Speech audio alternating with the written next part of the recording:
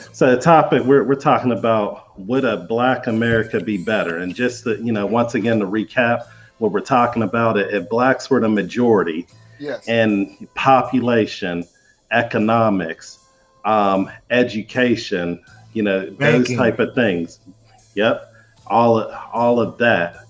How would that make for a better America or Black America? That is a deep topic. I think there's so many layers on that we could look at. For one, automatically, if it was a Black America, then that all puts us as also the 1%, right? So, I mean, we're America's Black, so there's obviously going to be a rich community of Blacks, But the way we've been educated, would we be able to maintain good communities?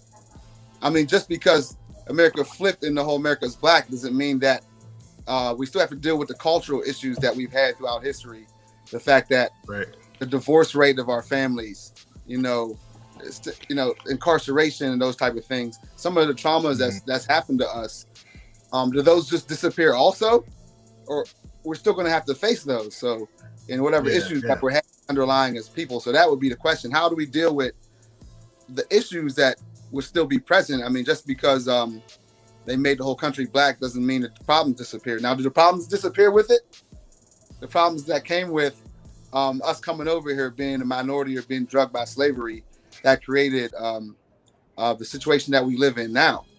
Because if we all became, if the majority of the country became Black, are those issues erased? The seasoning that we went through, the slavery, the Jim Crow, the Black codes, all the different things that got us sitting in the classroom and being afraid to be smart, being afraid to read a book, things like that. That's mental. So us becoming the majority, how do we still deal with those mental issues? Okay, so your answer is a no? I don't think it'll be as easy as we think it would be. I mean, I think overall, because the country's Black, they're going to be successful Black people, but we're still going to have to deal with the underlying issues in the Black family. So the picture that I kind of picture whenever this question is brought up, and this is fictional, obviously, so we'll use Wakanda as an example. So this is a highly driven technological society that is lacking a lot of the, I guess, a lot of people are either close on level, or I wouldn't say the same level. There's still a hierarchy, right? But there doesn't seem to be any want or need and things like that. So what do you think as far as if we zap them on, Blacks are a majority? How do you think? How long you think it would take to get there? Man, or what would it take? Is it? I mean, our numbers are headed that way from what it seems as far as the population, because the Hispanics are growing a little bit faster than Blacks, but according to the census and everything, the Black population is raising, and Europeans are having children at a lower rate, and so their population is shrinking. So, I mean, they say it could happen closer to the year 2050 or something. That's what I'm hearing, which is not that far away. That's still in our lifetime. Yeah, I'll be 30. Yeah. All right. So real quick, man, I want you to answer some questions, man. We're gonna bring a caller on real quick, and gonna kick it with us a little bit. All right, we got Swanee G. What's going on, Swanee? We can't hear you. Is you muted? Okay, well, there you go. All right, what's up, fellas? Everything. What's going on? My man, Fawn. What's up, bro? What's up, man? Good to see you in the house, Swan. No doubt, man. What you think about the question, Swanee?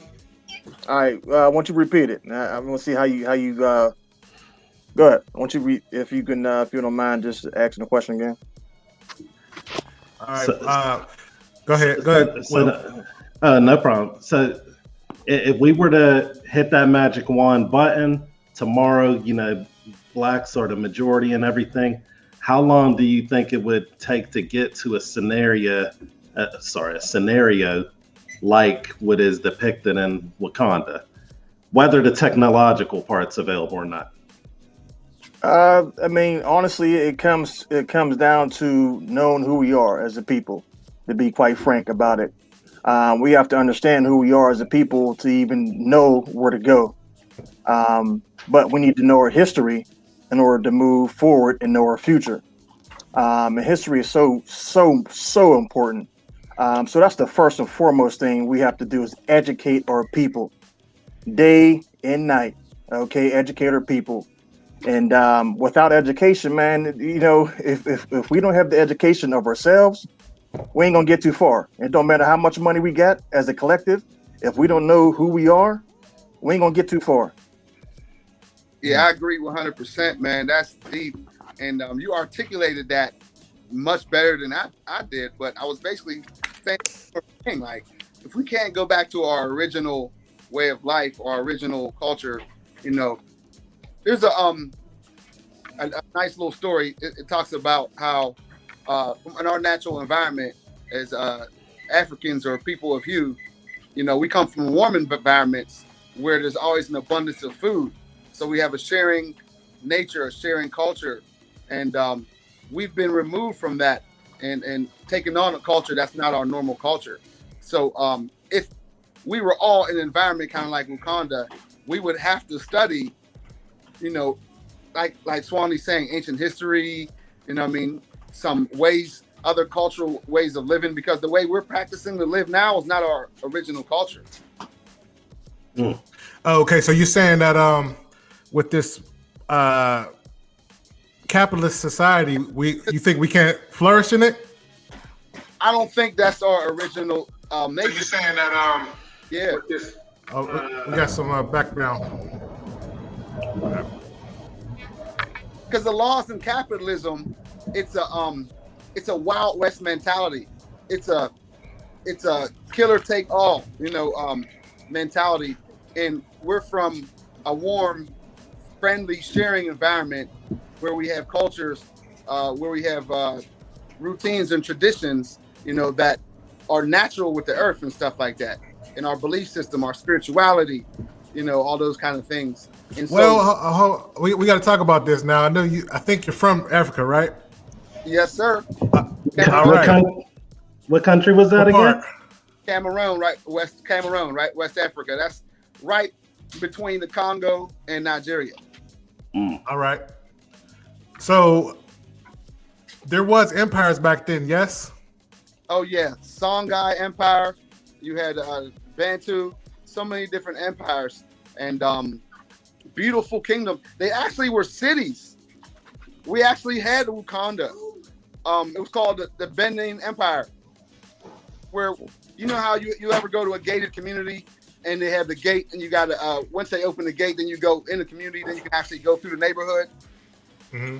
I mean, they had communities like that. I think there was the biggest wall ever recorded. It was bigger than the Great Wall of China that went around this Benin city, where they actually had castles that are older than the castles in Europe.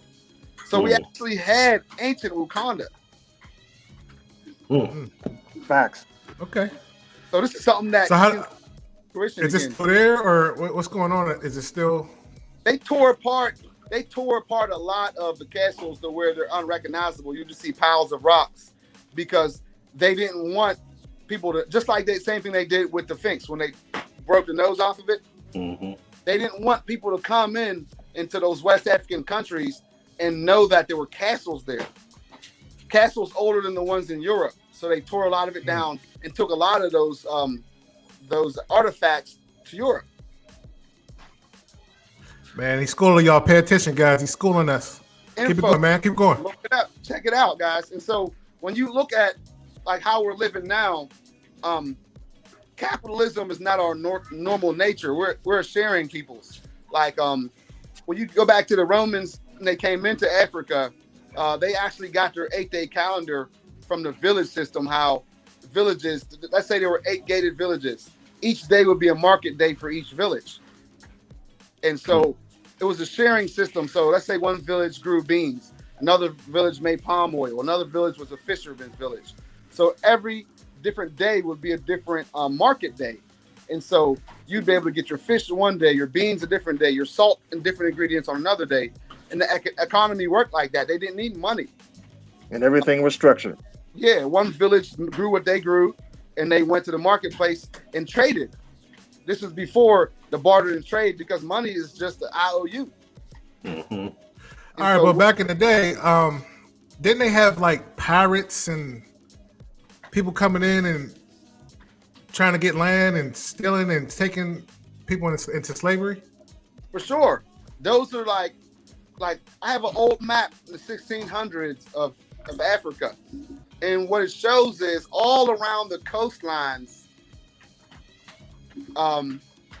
different oppressing groups and countries actually landed. They weren't able to get deep in, but they landed all along the coastlines and started studying. And they would do their piracy there, and they would trade with warring tribes for the prisoners of war. Little did the prisoners of war know what was going to happen to them, and little did the people that were selling them off, they also had no idea that they would be sold off into a system that wasn't a 7-year prisoner of war type of system, where eventually you would be able to get married again. You'd be allowed to be inserted into the family that you were working under. They didn't know that they were going to be taken into a system where it was chattel slavery, where their kids would still continue to be slaves. Mm-hmm. You know what I mean? So like we have to undo a lot of those teachings, because from that there's a lot of trauma, and that there's a lady named Joy DeGruy. If you get a chance to look her up. She talks about, you know how you have post-traumatic stress syndrome when you go to war? She talks about the years of mental conditioning with post-traumatic slave syndrome, which is very similar concept, because people have been at war with us since your Blumenbergs, your Carl Linnaeus, your Darwin, who came with evolution, that tried to say that we're not 100% human, and they actually accepted it in textbooks and said that the European is the top level of human. So once that idea got into the textbooks and was taught to us, you now have gatekeepers or uncles, I don't know which you want to call it, but you have black people. Zambos. Yes, who feel that they're inferior. And they're worse than the white person, because what they'll do is they'll protect the capitalistic system whenever you have a group of black people trying to network, trying to get out of that lower level. They do more damage to their own people, you know. Well, let's not move too far towards the future. So going back there, you know, I think you were talking about the 1600s. Yeah. And even before that, was, because I know that Africa wasn't called Africa. Was Cameroon called Cameroon? No, these are given when the colonizers came in. You know, Pope, I think was Pope Innocent, I'm not sure if it was the 5th or the 8th, actually declared from the writings of Darwin and Carl Linnaeus and Blumenbach and those guys, they actually wrote in the textbooks and said that the African is not human, so we can enslave him like chattel. And so this allowed people from different countries to come into Africa and start taking them as slaves. Okay. Didn't the Ottoman Empire use the chattel slavery as well? And wasn't they in North Africa around the 1600s? Yep. In North Africa. Africa is very interesting because there have been different names for it throughout the years, you know. And so it's sometimes there'll be places that you didn't know were Africa because you don't recognize the name as Africa. And so Abyssinian is one of them. Abyssinian is actually the area where Ethiopia is. And this is another ancient name of Africa. And some people say actually where Jerusalem is possibly could be near Lake Victoria and more where Ethiopia is rather than northern Africa that actually still is in the African tectonic plate. Facts. Where Jerusalem is, that's all still considered Africa. Because the Suez Canal is not natural, it was man-made. In the 1850s. Yeah, so like there's a lot of history that we would have to learn, as my man Swanee said, it's deep, and take time to look at it, because a lot of times, a lot of things we do is actually pushing us even further away from our original culture and our original state.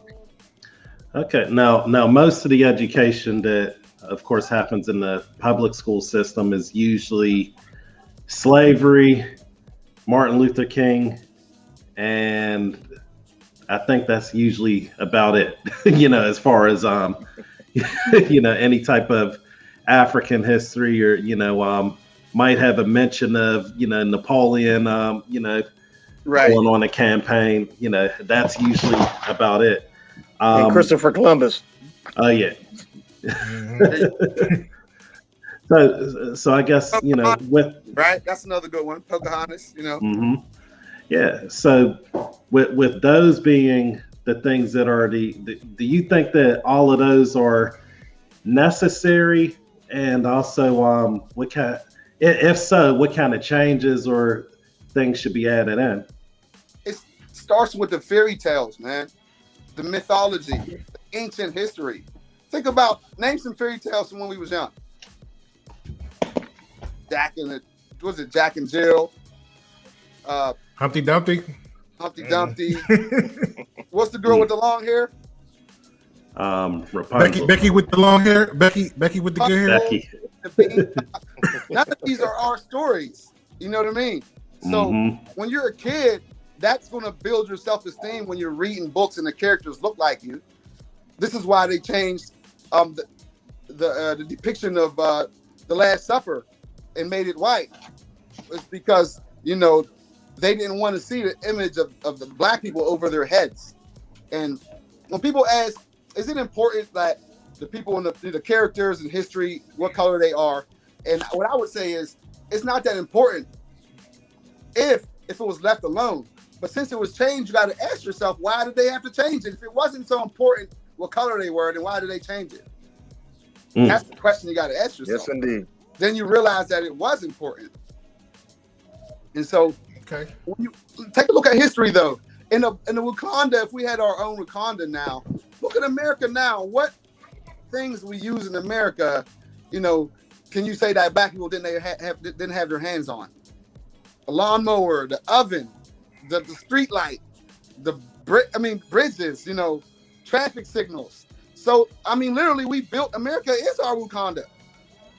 Okay, that you know what? That's a great point there, Fawn. I actually love that point. So, from there, with knowing that, why do you think?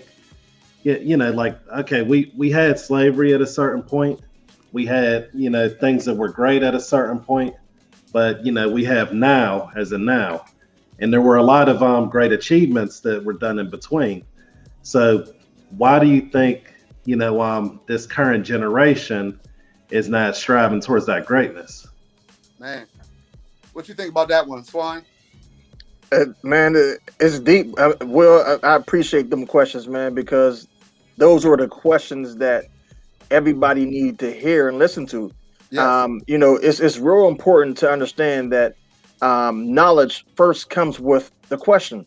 You have to question why, what, when, where, how, right? And that's where it starts. You have to question yourself, question everything.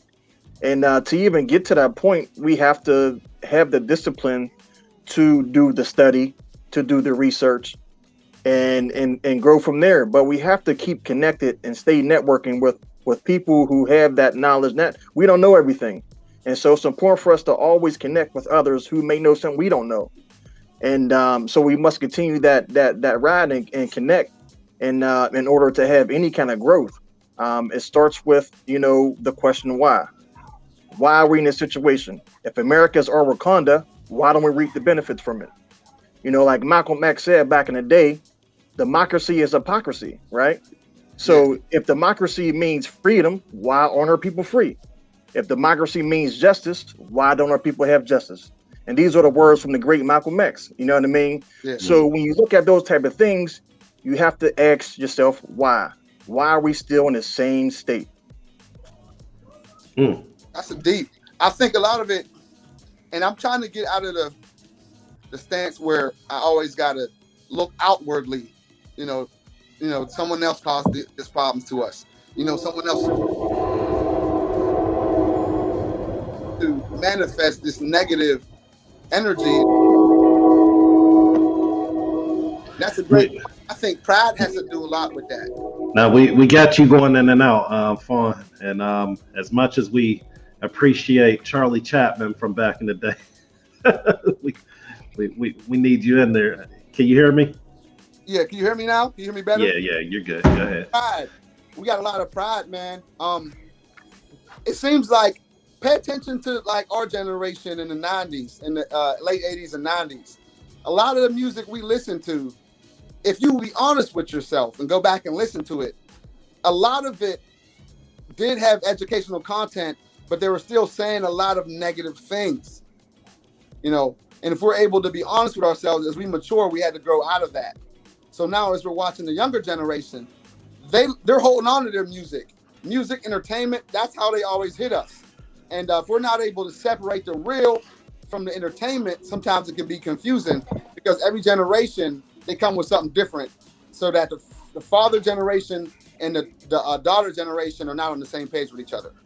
So are you saying the Generation X dropped the ball? Before them, the baby boomers, I mean, they got them different page than us. They had them on the feminine movement. Then they had us on the gangster movement because they took the man out of the home. Now they made the man a gangster. Now they've made them taking the man and pulled his pants down. So it's been like a different level of attack with each generation.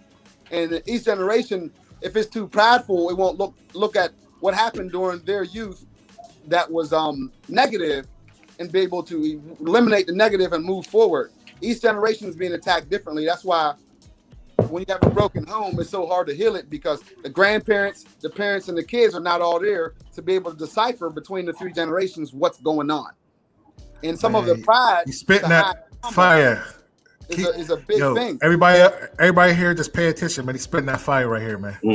Trauma between generations is a big thing because if you're afraid to say what happened to you, your children will never learn. Let me repeat that. If you're afraid to say what's going on with you, your children is going to be doomed to repeat it because they're following you and they're copying you. And if you're not saying what's happening to you so that they could break that curse, it's going to just repeat itself. Okay. Hold on one second. Swanee, I'm gonna put you in the queue real quick. All right. I got another call. I just wanted to get his opinion on a quick question. Hold on one second. We got Iwani Nanji. Where you calling from? Where you at? Where you calling from? I'm from the Braddock area. That's where I'm at. E-Dub in the house. Yes, y'all both from the Braddock area? I'm in Wilkinsburg. Where you at? Hey, we stay in the local neighborhoods. Let's keep it that way. All right, well, I'm gonna start off right here. First off, we're gonna ask you the question: would Black America be better? Also, why is Pittsburgh getting gentrified? And that's what question I want to ask you. Why is Pittsburgh being gentrified? Mm-hmm. Okay. The reason why Pittsburgh's being gentrified, just like every other city, the opinions of the older whites and the younger whites are changing. The older whites were more afraid of us. That's why they built the highways to go out to the Murraysvilles and the Monroevilles. They went out into the outskirt neighborhoods. The younger whites, they're not afraid of us. They go to school with us. They know us. So they're okay with coming back to the city to work. And they've realized the transportation from where they live to coming back to the city is costing them more money, and they're not being as successful, and they're suffering more problems by living that far. So gentrification has happened because the younger whites are not afraid of Black people anymore. It's not like you walked on in the 90s, 95, when my family moved to Churchill. I used to get off the bus, and I'll hear doors locking. like. True story. They're not afraid of us because they grew up with us. It's a different mindset. Well, I have to say, in 1993, there was a lot of Black people with the dumb stuff. Pay attention. That gang stuff was in. It was. So I mean, I do understand that, but at the same time, you have to see reality. Even before the gang stuff, that type of things was happening. It just happened at that point in time. But just look at it. You know what I mean? The younger white generation, they're not afraid of black people. They're okay. Well, and it is different north and south. Okay, like you have to depend on what part of the country you're on, also, because in the south they don't mind living next to black people, because in the south they had slaves and the slaves lived with them. In the north they didn't have slaves, so they didn't want to live next to black people. So the north they didn't want it. That's why you have all these separated neighborhoods. In the south they might have more prejudice, but they don't mind as long as you don't make more money than them. They're cool. In the north, if you make more money than them, they don't care as long as you don't live next door. But that's changing. So that's what gentrification is happening. They're becoming more comfortable. They're spending more money into the communities. So my question, sorry to cut you off, but my question is, since prices are going down in the black community, why don't black people buy out their own community? Because most black people don't have enough credit and cannot get enough loans, and are pretty much, there's not enough of us that's on our business sense Economically, be able to take advantage of the situation. The few of us who are taking advantage of it. There are guys and buying up properties. There's a lot of people buying up properties. So it is happening. It's just not being advertised. So you're not going to hear about it unless you know the people. I work with plumbers, electricians, and different people who have trade skills. And I see and I work on the properties that they're buying and owning. It's just not advertised, so you don't hear it, but they are doing it. Yeah, East Liberty. Hey, you got to. Yeah, in East Liberty. Go ahead. Can you hear me? Go ahead. Yeah, I hear you. Go ahead. In East Liberty specifically, guys, what happened in East Liberty is there were a lot of people that spent a lot of money in East Liberty, a lot of African Americans over the years. And what Iwani said was that the whites ran into the suburbs, and the African Americans were in East Liberty, spending money, trying to have businesses, but there was no ownership of property. They didn't own any of the property. So when it was come time to redo East Liberty, the people who got the loans were not the people that had been spending money in the community for all these years. The loans went to the people that were owning the properties.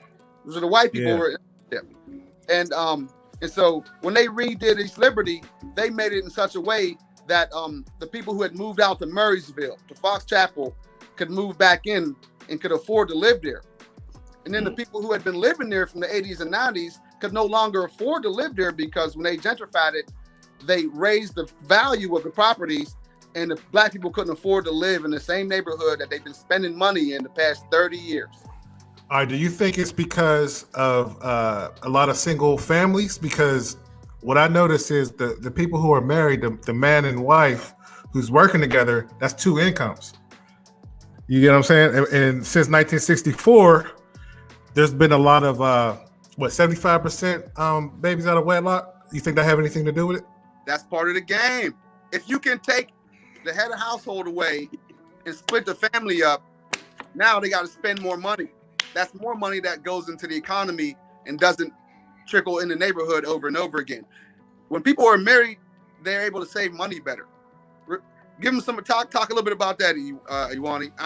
When you're able to save money, you can invest it and do more things. So whose fault is that? Is it our fault, or you know what I'm saying? Because we have this culture where everybody want to do me, and right now with the young people, they got this thing called YOLO with the millennials, right? So what is YOLO? What does YOLO mean?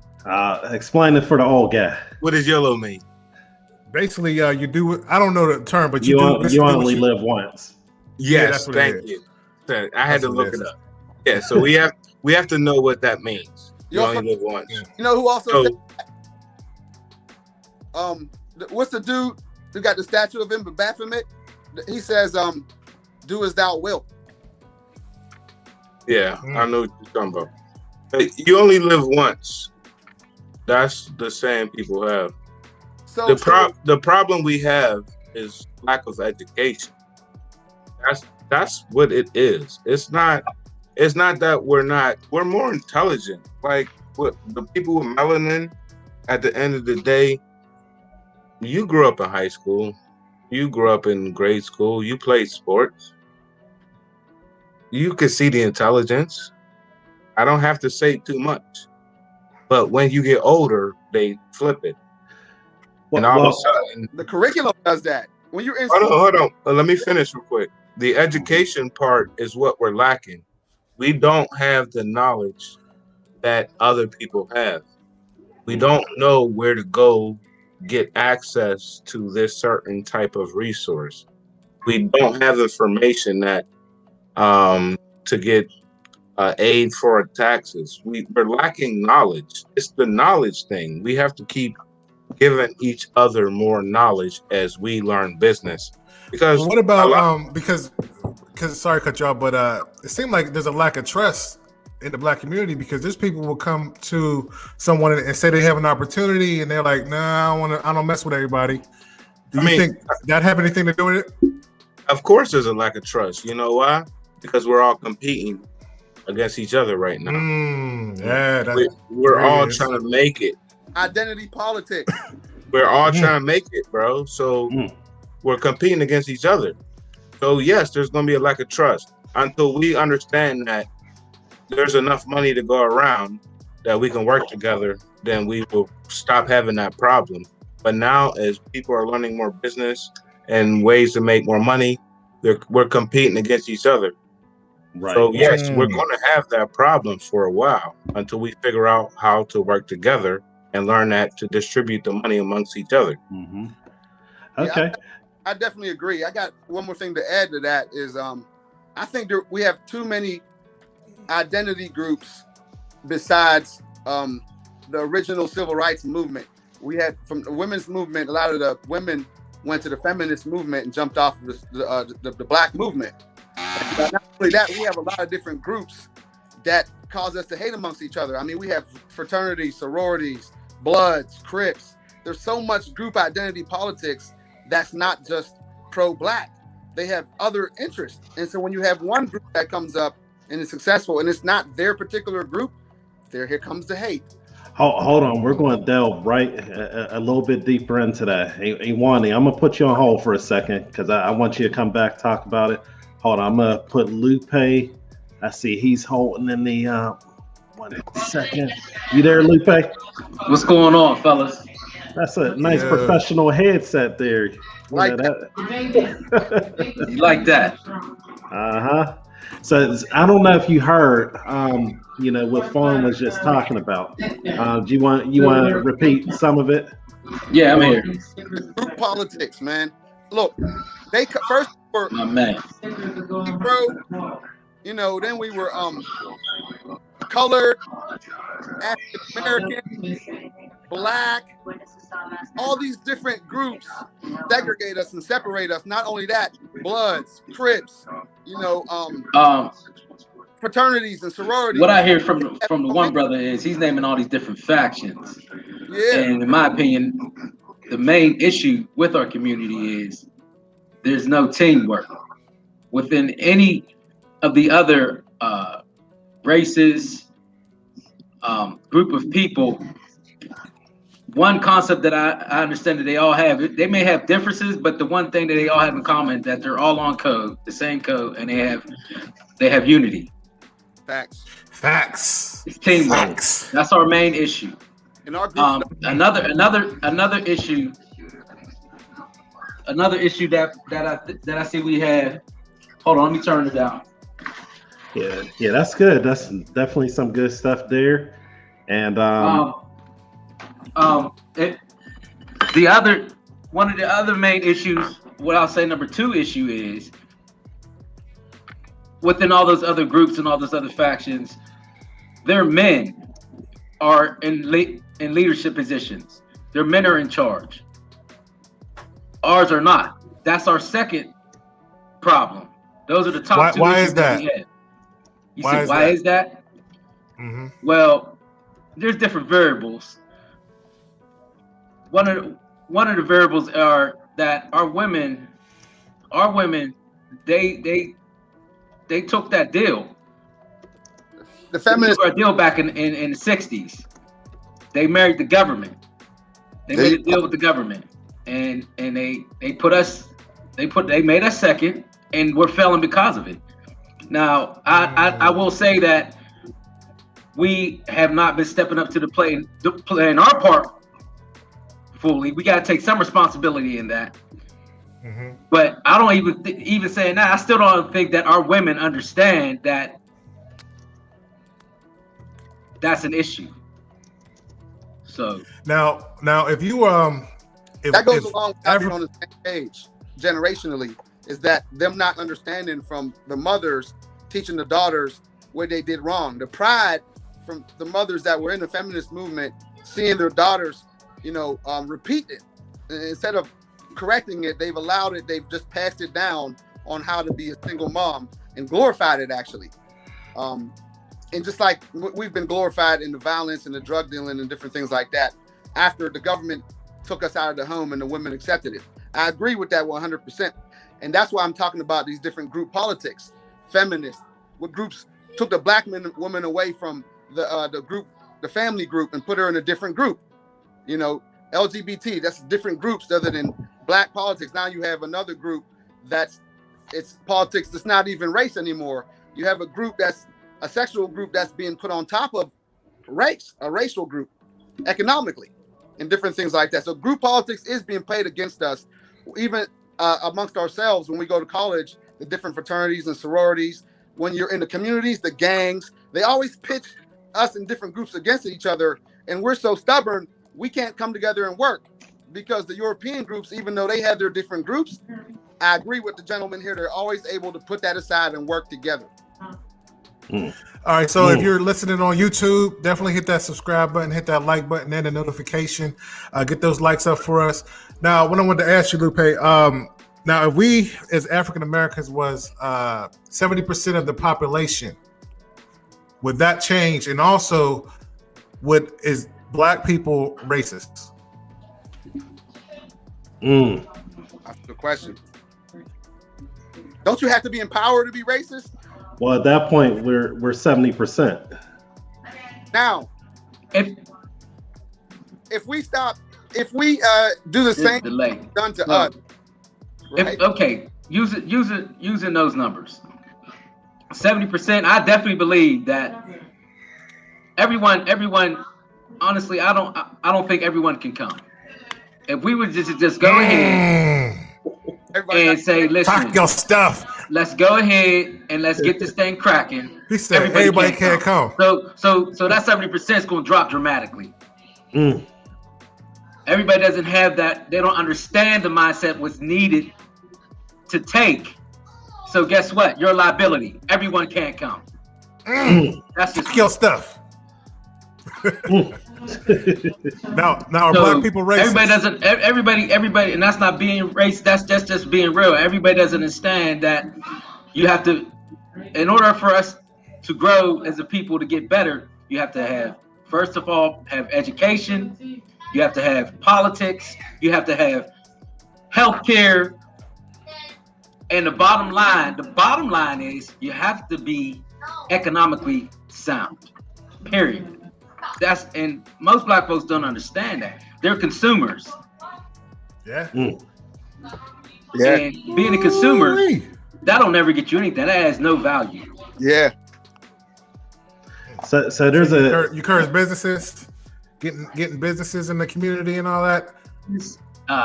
Investments, real estate, everything that this country is based off of. How its inception.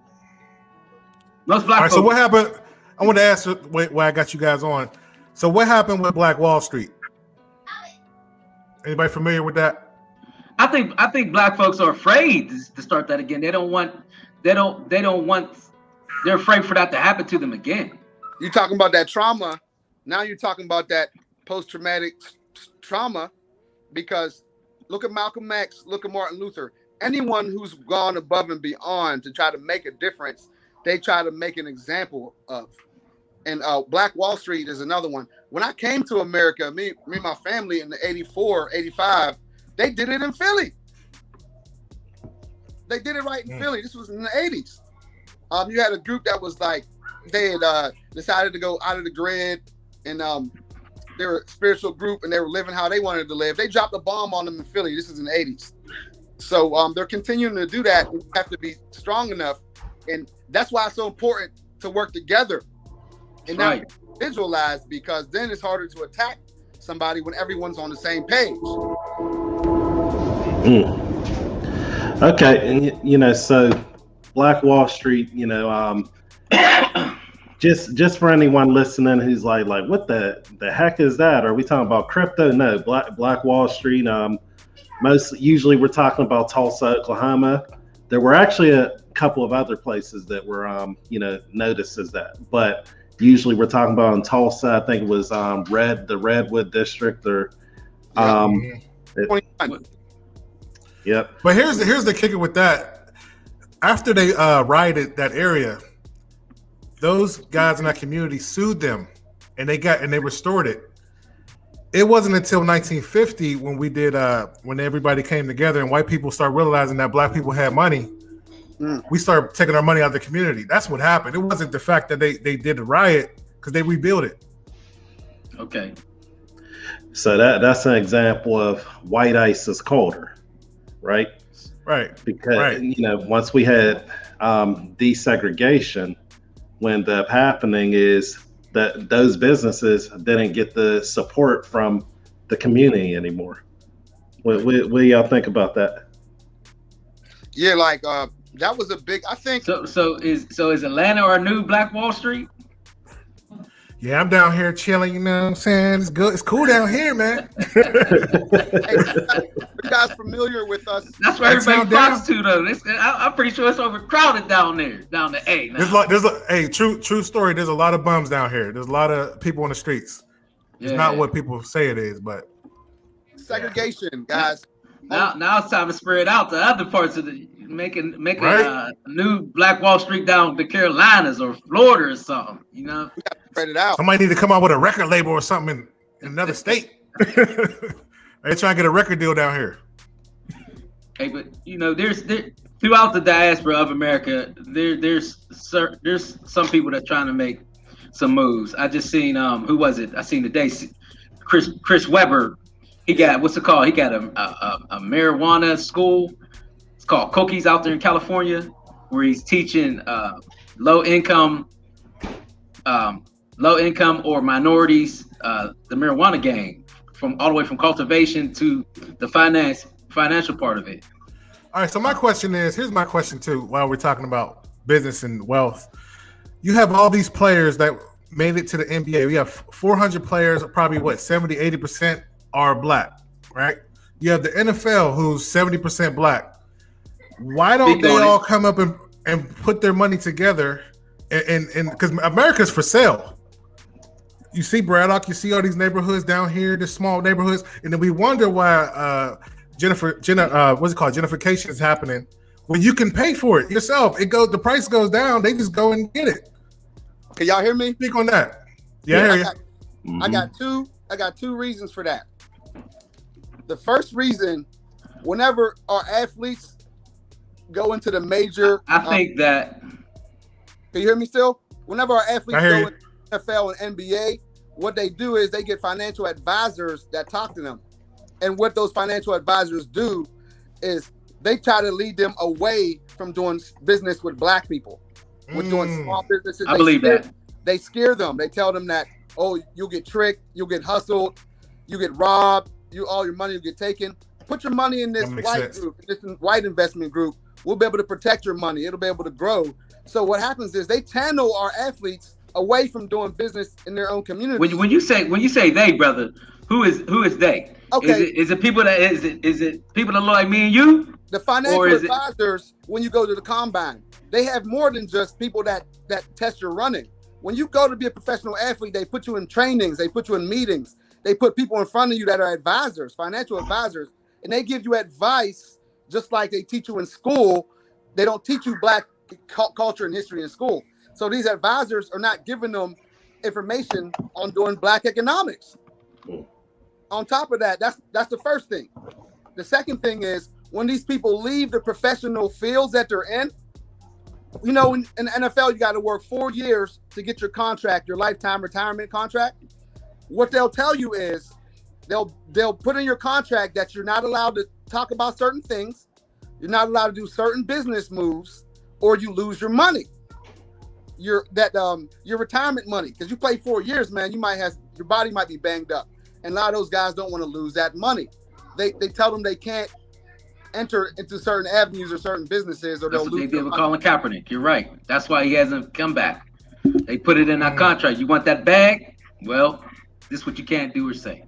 Yeah, I understand that. Play for the Steelers. I'm not going to say his name, but we're trying to do business in the community, and he wants to be careful. He can't even come on the podcast and talk because they'll take his money away if he says the wrong thing and they feel it's against them. So these things are in the contracts, and these are underlying issues that are behind the table that we need to start bringing to the light so people can start. But what about when they get done with playing? Because most of them play, 3 to 5 years, and you have some that play 10 years. Why don't they do anything after the fact? A lot of them probably broke by then. Yeah, or they still get retirement. They lose it. They became consumers. They went right back to their origins. So this actually brings up a real important part since we're talking about the NFL. But what you're talking about, Fawn, is because of a lack of an ownership thing. So what do you guys think is the reason why basically the NFL is already the Black America? You know, we actually think about it. It's 70%, African Americans. So why do you think that they don't just leave and form their own league? Well, good question. That is a good crickets. That's right. right now, they're not the major players. Those stadium owners, those business, they're the major players. The NFL money that those guys are making, that's still small peas and compared to the people who's owning the stadiums and owning the real estate and owning the teams.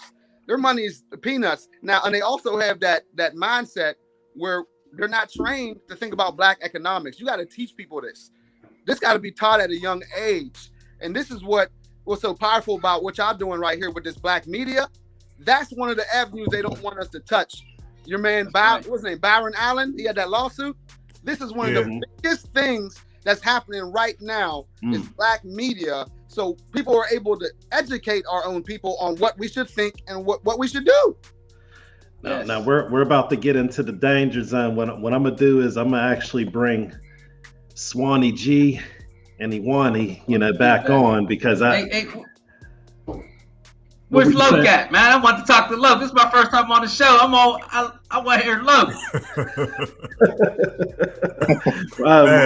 More Loke.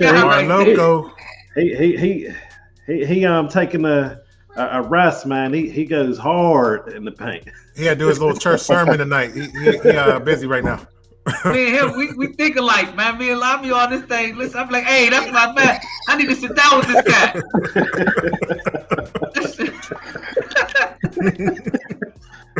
That's hilarious. Yeah. So Swanee, what you think about what was said, Swanee? I mean, everybody hit the nail right on the head, and every piece of the conversation. And again, it goes back to the fact that, we need to educate ourselves first and foremost. We have to have the willingness and the self-determination to want to research and study for ourselves. Because like Fawn keeps saying, they're not teaching that in our school systems. The school system is designed to keep us in mental slavery. Okay. And people need to be aware of that. Okay, that's why they didn't like the Malcolm X's and the MLKs and the Dick Gregorys and the Dr. Sebis and all of them, because they were conscious thinkers. They went beyond. They studied and researched their own. And because of that, they studied the origins, found out who they were, and they knew that there's power in the people. And with that brings strength, knowledge, and everything we need to survive as a collective. Yeah. Now, is Black people socialists? That's a good question. That is good. I don't know if we know what we are as a collective. We're so diverse and so. I'm going to say this: Black people are not socialists because we are mastering the capital system. If you put Black people in any environment, their competition level is so high that we surpass everybody. We adapt to everything. Like, Jay-Z that made raps about it. Like, put me in Alaska, I'm gonna adapt. You put me in Jamaica, I'm gonna adapt. You put me in South America, I'm gonna adapt. But one thing I wanted to say about the money in the Wall Street thing is this. It costs a lot of capital to do some of the things that we're talking about as far as like investing and things. It costs a lot of capital, We talk hundreds of thousands of millions, but these guys are dealing with billions and billions of dollars. So like we're talking about a penny. You're right. Well, we're gonna have to take time to be able to get to that level. You have to keep building slowly with the education, starting with the young ones, and keep letting it grow. Most of us might be dead by the time our kids are able to take over, but we have to be on that path. We have to be able to teach them. We have to teach them what we weren't taught. That's why I say everybody can't come, brother. Just what you're talking about. Everybody doesn't understand that concept. It's not about the now. It's about the next generation, the generation after that. Exactly. That's what it's about. I think that's the next generation, though. The next generation, we're starting to see a lot of people getting the education, but they're doing the boomerang effect. They're going back home because there's no jobs out here. What do you think about that? Because real quick, go ahead. There are jobs. It's just that people don't want the jobs with the PUA and the low wages and people complaining. They want everybody to get $15 an hour. I remember when I started working, I was making $6, maybe $7. When I started working, I was making $3.45. I think it was. I probably was around that. It probably was about what I was. But we didn't think about it my age back in the day. But now they want everybody to make $15 an hour. I mean, it's not feasible for every business to pay people $15 an hour. That's just not feasible. Right. So people eat up that concept and they cause problems and they want to be on unemployment. But reality, if you actually own a business, you have to be you have to pay all types of different things. You have insurance, you have different type of gas and different things that you have to put into your business that people are not looking into. And they're like, I want $15 an hour, but you know what? Like, are you driving to the job? Do you own the equipment? Are you bringing your own equipment? Right. What are you doing? If you're actually doing your own business, then maybe I'm just giving you a referral. Yeah, I could give you a referral. Then you could make $15, $20 an hour if I'm giving you a referral. But if you're working for me, then it's, you know what I mean? Like, it's possible. But people have to be more realistic. Everybody, like, the Democratic Party has too many special interests, and everybody thinks that we should just have. Speak on it, brother. That's another major issue of ours. We're too married. Hold on, man. You got what? Ed Gainey becoming the mayor of Pittsburgh. That's not the savior. Hey, I spoke to Ed Gainey, man, and I worked with Ed Gainey in the homeless community, man. He does a lot of work.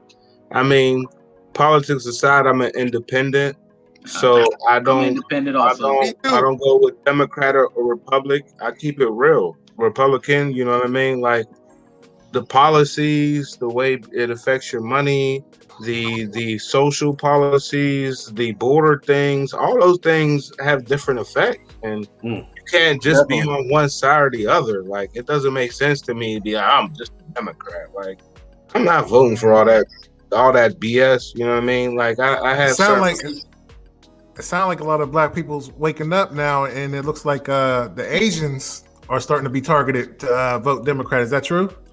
With these policies they're putting in. They're scared of black people rising. But They're scared of us kicking them out of our neighborhoods and taking over our businesses. That's what they see that's going on, and they're trying to stop that. They want to keep their businesses in our neighborhood, and they see that our businesses, we're going to kick them out of our neighborhoods and take our businesses in our neighborhoods back. That's what the main goal is, and that's what's happening. The social media is waking everybody up. Nobody's going to be keep happy going to East Hills, to wherever you shop at East Hills. It's owned by everybody who's foreign. You go to Wilkesburg, you go to gas station. It's all the stores are owned by foreign people. I'm foreign, you know what I mean? But I understand because I grew up in the city. So you know what I mean. If I'm gonna own the spot, I'm gonna hire the people from the community. You know what I mean? They do hire the people from the community, but you look at it, it's like, damn, we can't own one gas station? How many black people own? Name one gas station owned by black people in Pittsburgh. You can't. Nothing. We own air stores. I tried to call and ask about a gas station a couple years ago, and the dude laughed at me. He heard my voice, and he laughed at me. I knew why he was laughing, because he heard I was black. So I'm like, you don't think I got that much money? You know, you don't know nothing about me, but you're laughing at me. So that means you already have a predetermined mindset that there's no way I'm gonna ever get a chance to buy that gas station. So that's because the system is designed to keep us down. Yeah. And again, that starts with education. If we don't know that and understand that and know that going in, so we call a gas station up, call a Subway, call a Wendy's, any franchise we want to set up in our shop, set up shop in our neighborhoods, we go to do that, we're going to get rejected at the bank. We can have a 600, 700 credit score, and we can still get rejected at the bank to get that small business loan. But that person from, let's say, an Asian country or India, they come in on visas, they get Medicare, they get Social Security, they get food stamps, they get everything, and then they set up shop in our communities. And you ask yourself, how do they get that before we get that? And we've been here the whole time.